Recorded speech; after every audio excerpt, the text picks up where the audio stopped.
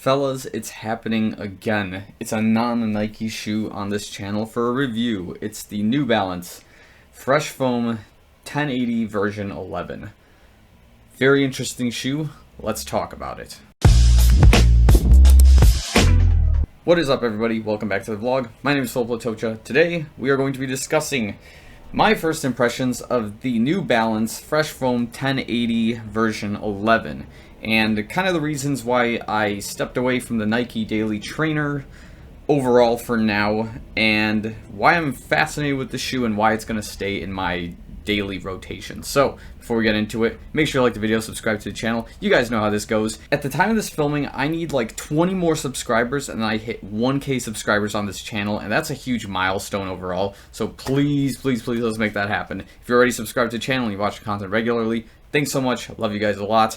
Without further ado, let's talk about this big red machine. So specs up here, but I'm going to talk about them anyways. Basically, this shoe in my size is about 9.5 ounces. So a little bit heavier, but not as heavy as previous daily trainers I've had. It's about like, what, 260, 270 grams? I don't have the exact calculation, but it's about that range. The offset from heel to forefoot is about 8 millimeters, which is also very nice. The heel, I believe, is about 30 millimeters, and the forefoot is about 22, which gives it kind of this like middle stack height feel, so it's not really tall.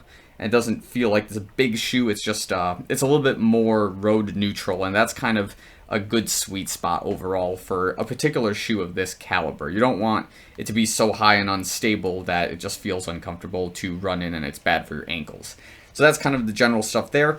Let's talk about this upper. So this is labeled as, I believe, a hypo knit mesh upper based on the research I did with it. And it's supposed to be just, again, this breathable, flexible material that's really good for pretty much just having a nice lock on your midfoot, and over time it's supposed to kind of mold to the midfoot upper area of your foot, so it's just a nice snug fit ride overall as it goes along. And I think that's just something that's obviously a good plus. I hope that's just like a standard for most running shoes to be able to do such a thing. So yeah, so far so good with that.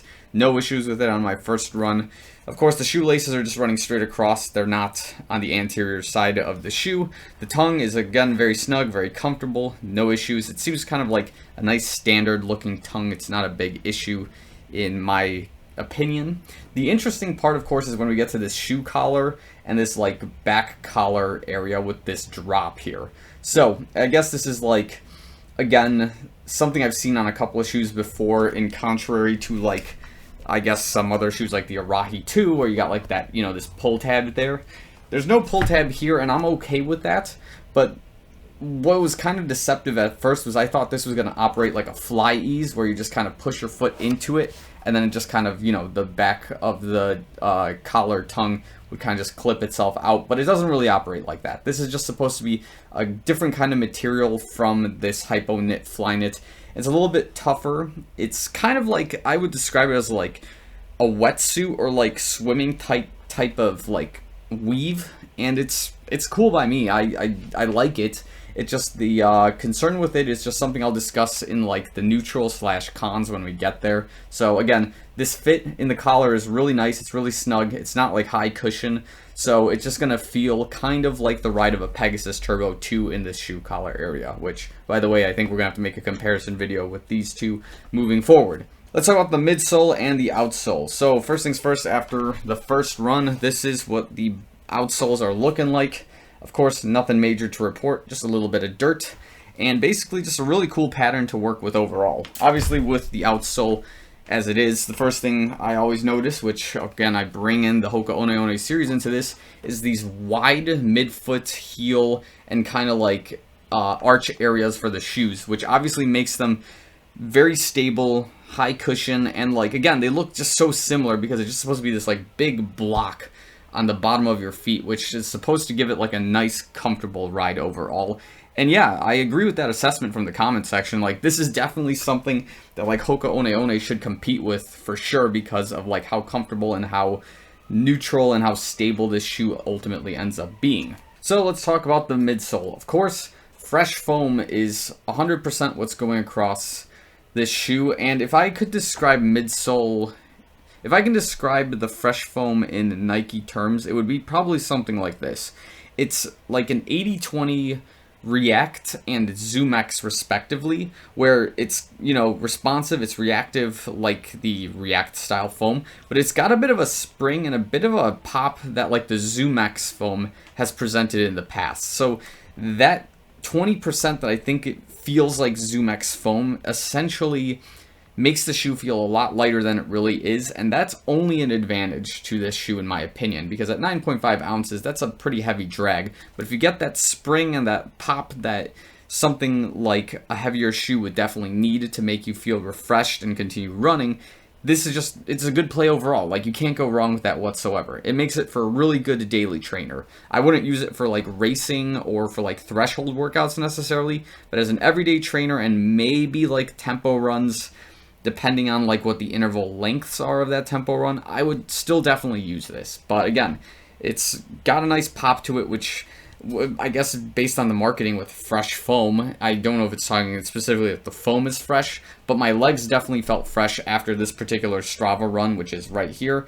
It was about 8 miles that I did with the debut of this shoe, and like again, my legs felt really great running at like 640 to 7 minute per mile pace. Strava does the adjustments and it says like what, 620, 630, I don't have it on top of my head there, but anyways, so that's what I like overall with this shoe so far. So if there were any sort of cons or anything I'm skeptical of, it is the back collar of this shoe, only because of the initial feeling I had with it. So what I'm trying to get across here is like when you get in the shoe, it's a very weird lock in the back, in the sense that, I guess the only way I can describe it is like a roller coaster, where when you take a dive down like that first hill of the roller coaster, you're strapped in and you think you're gonna fly out, but those straps hold you in, and obviously that's kind of part of the experience.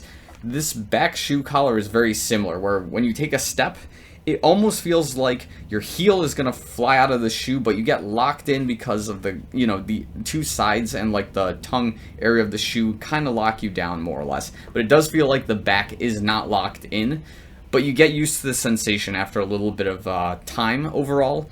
But it is a very interesting lock, and we're just going to see how that plays out in the long run if that becomes an issue, if you do potentially experience heel slippage in the shoe. But in my first impressions, like first half mile, it was very strange, but then after a while I just kind of adjusted and it was perfectly fine.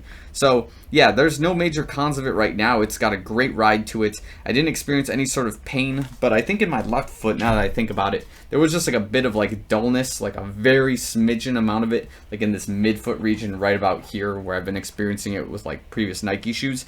It wasn't as bad, however, but it did feel like it was burning right underneath my foot in that area, and I wonder if it's just the friction from this rubber on, you know, the initial first impacts, and it just kind of burns the bottom of your foot those first couple of times, and after you get the lock figured out, that sensation goes away. It's very possible, so it'll be just something interesting to observe as we go along. So, as I mentioned before, this will be definitely the everyday trainer in addition to the Pegasus Turbo 2 in my shoe rotation as of right now. I'm excited to continue running with this, putting it at, you know, past 300, 400 miles and just seeing what happens. Maybe I'll make it eventually look like this Arahi from 2017 that I was running in, which, again, this is kind of one of those nice things about this shoe, is that if you enjoyed the Hoka One brand of shoes, this feels very similar to a lot of their more stable cushioned rides without all the cushion on it. And yeah, this just kind of brings me back to like the 2017, 2018 running seasons with a nice comfortable stable shoe that isn't too fast but isn't too slow either. So I'm gonna wrap this up right here. Let me know what your thoughts on the New Balance 1080 version 11, if you like it, hate it, if you agree with the assessments. You guys know how this goes. Also, let me know if you guys got any other daily trainers you want to see that aren't Nike branded that you would recommend to me. I know the Hoka One Mach 4 is on the list of things I got to try out. I know personally I want to try out one of the Cliftons, and there's like another daily trainer in there that I got to get in there. But yeah, leave them in the comments below. And yeah, I think we'll just leave it right there. Thanks so much for watching this video. See you guys real soon.